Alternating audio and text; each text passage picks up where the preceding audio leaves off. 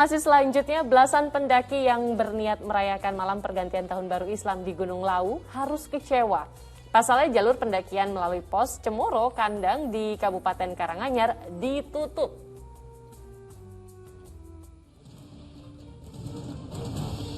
Salah satu jalur pendakian Gunung Lawu di pos Cemoro Kandang, Kabupaten Karanganyar, Jawa Tengah, ditutup jelang malam pergantian tahun baru Islam 1443 Hijriah. Belasan pendaki yang berniat melewati malam pergantian tahun baru Islam di Gunung Lawu harus kecewa. Para pendaki yang berasal dari luar Kabupaten Karanganyar memilih bermalam di sekitar pos pendakian. Mau nginep dulu, ya nginep di sini semalam. Besoknya gimana? Kalau emang besok udah dibuka, baru naik. Tetap nanti paling di sekitaran sini, kita mulaikan di sekitaran sini. Ngecamp gitu atau? Kalau diizinkan ya tetap dirikan tenda, karena dengan hawa seperti ini kita nggak kuat terus terang. Penutupan jalur pendakian ini merupakan upaya menekan terjadinya kerumunan di masa pandemi. Selain jalur pendakian, tempat wisata religi juga ditutup selama masa pemberlakuan pembatasan kegiatan masyarakat atau PPKM level 3.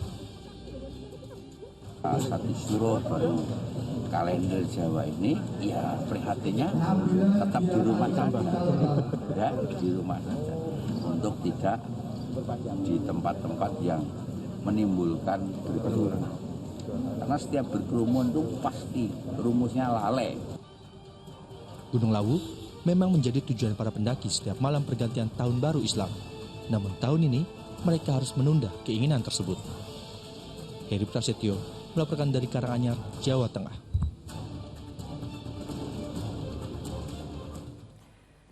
Iya, itu dia pemirsa, tadi kita bisa melihat dalam rangka menyambut tahun baru Islam atau dalam kalender Jawa biasa disebut dengan satu suro gitu ya. Banyak kalangan termasuk para pendaki gunung yang sengaja melakukan pendakian di pergantian kalender Hijriah ini hingga tradisi membuat bubur sorah untuk dinikmati bersama-sama.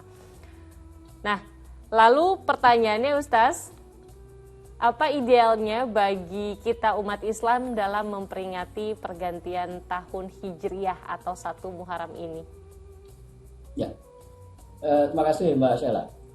Sebelum menjawab itu, saya kira ungkapan rasa bahagia ya sebagai salah satu bentuk bersyukur dengan sudah berlalunya tahun lama dan kita masuk ke tahun baru, itu dengan makan bersamakah, dengan bergembira yang masih dalam batas yang wajar, termasuk mendaki gunung itu, kemudian nanti makan bersama di atas puncak gunung, itu pada dasarnya tidak masalah, selama tidak menimbulkan hal-hal yang haram gitu ya, tidak masalah.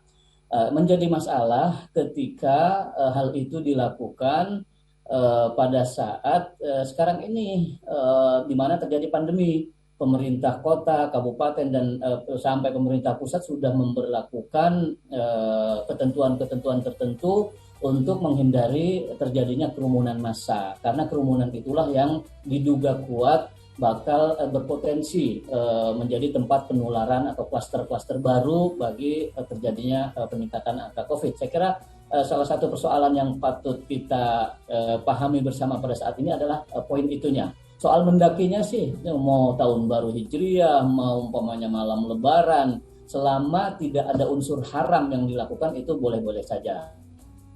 Nah, tetapi tadi pertanyaan Mbak Sheila kan idealnya gimana sih memperingati tahun baru Hijriah? Kalau melihat idealnya tentu kita harus pahami dulu arti kata hijrah itu sendiri apa. Hijrah itu artinya kan bergerak meninggalkan sesuatu yang buruk, baik sesuatu itu tempat atau barang, benda, orang, kepada sesuatu yang baik gitu. Dalam contoh yang bisa kita tangkap dari peristiwa hijrahnya Rasulullah SAW, beliau sekaligus meninggalkan tempat ya, kota Mekah, di mana beliau mengalami cobaan yang luar biasa, dibenci, dihina oleh kaum, ditolak oleh orang musyrik Mekah, kemudian menuju Madinah. Nah, itu jelas sekali dari makna itu adalah beliau meninggalkan keburukan yang ada di sana, kemusyrikan, orang-orang yang membenci beliau, lalu beliau mencari tempat baru yang lebih memungkinkan untuk melakukan dakwah dan penyebaran agama Islam. Jadi kita pahami itu, makna hijrah adalah meninggalkan yang buruk untuk menuju yang baik. Nah, kalau begitu berarti ketika kita memperingati tahun baru Hijriah tetapi kemudian menimbulkan sesuatu yang buruk seperti umpamanya penyebaran COVID, penularan dan seterusnya, maka pada hakikatnya kita bukan berhijrah, kita justru melakukan dosa karena kita melakukan sesuatu yang membahayakan orang lain. Gitu. Itu saya kira poinnya di situ. Nah, yang kedua, makna hijrah itu kan bergerak tadi ya, artinya ada dinamika, ada dinamis gitu. Dan ini dicontohkan oleh hampir semua nabi dan rasul yang diutus oleh Allah ini melakukan hijrah.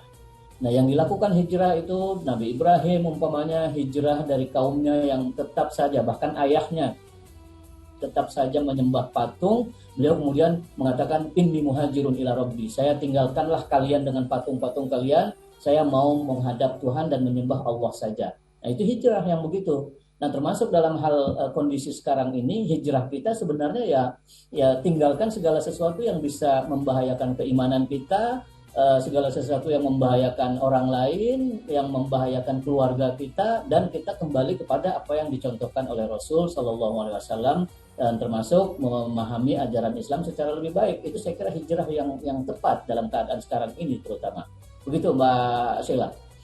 Baik Ustadz, jadi sebenarnya selama apa yang dilakukan tadi digarisbawahi dari apa yang Ustadz katakan tidak mengandung sesuatu yang haram, kemudian juga tidak merugikan orang lain, dan juga tidak dalam tanda kutip gitu ya Ustadz ya, menyesatkan atau misleading dengan melakukan ritual-ritual yang tidak ada di ajaran agama. Sebenarnya betul sekali. Sebenarnya boleh-boleh aja ya Ustadz ya, itu suatu bentuk perayaan atau kegembiraan yang bisa dilakukan seperti itu, asal tadi diperhatikan poin-poinnya. Baik.